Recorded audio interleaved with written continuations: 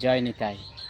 তো এসে গেলাম ভগবান নিত্যানন্দ প্রভুর আবির্ভাব স্থলিতে।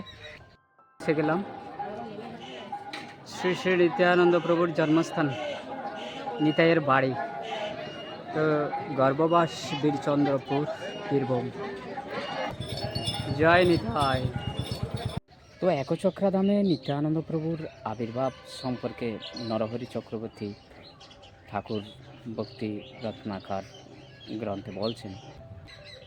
তো দাপর যুগের শেষের দিকে মাতা কুন্তী এবং পঞ্চ পাণ্ডবগণ একসাথে হয়ে রাঢ় দেশে প্রবেশ করেন এবং একচক্রাধামে কিছুকাল অবস্থান করেন। তো একচক্রাভূমির এই যে মনোহর সৌন্দর্য দর্শন করে তারা মুগ্ধ হয়েছিলেন। তো বিজ্ঞবর যুধিষ্ঠির মহারাজ বলছেন যে অনেক জায়গা ভ্রমণ করেছি, কিন্তু এরকম সৌন্দর্য স্থান, মনোরম স্থান আমি কোথাও দেখিনি। তো এই স্থানে সে নিজেকে খুব আকৃষ্ট হয়ে গেছিলেন এবং মনে মনে চিন্তা করছেন, মনে হয় এটা ভগবানের কোনো লীলাস্থলী। তো যুধিষ্ঠির মহারাজ মনে মনে বলছেন, এই যে ভগবানের স্থান, ভগবান নিজেই যদি কারো কাছে সেটা প্রকাশ করেন তখন তিনি সেটা উপলব্ধি বা বুঝতে পারেন। তো এইভাবে নিজেকে বিচার করতে করতে রাত্রি তিনি নিদ্রা গেলেন। তো আমরা জানি শ্রী বলরাম হচ্ছেন নিতাই এবং রোহিণীর পুত্র যে বলরাম, তিনি তাকে স্বপ্নে দর্শন দিয়ে বলছেন, যুধিষ্ঠির মহারাজকে বলছেন, নবদ্বীপ ধামে গৌরাঙ্গ এবং একচক্রাধামে আমি নিত্যানন্দ বলরাম আমরা অবতীর্ণ হব।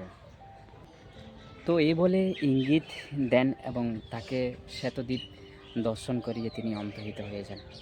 তো পরে যুধিষ্ঠির মহারাজ তার ভ্রাতাদের এই স্বপ্নের কথা প্রকাশ করলেন। তো এই কলিযুগেই নিত্যানন্দ হয়ে বলরাম একচক্রা গ্রামে বীরভূমে জেলায় আবির্ভূত হন।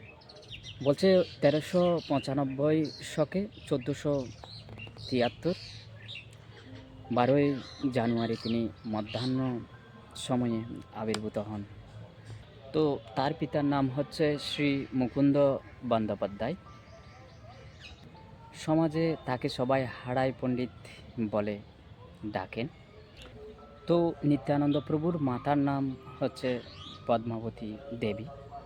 তো হাড়াই পণ্ডিতের 7 জন পুত্র ছিলেন। তো নিত্যানন্দ, কৃষ্ণানন্দ, সর্বানন্দ, ব্রহ্মানন্দ, পূর্ণানন্দ, প্রেমানন্দ, শুদ্ধানন্দ, নিত্যানন্দ ছিলেন সর্বজ্যেষ্ঠ। জয় নিতাই।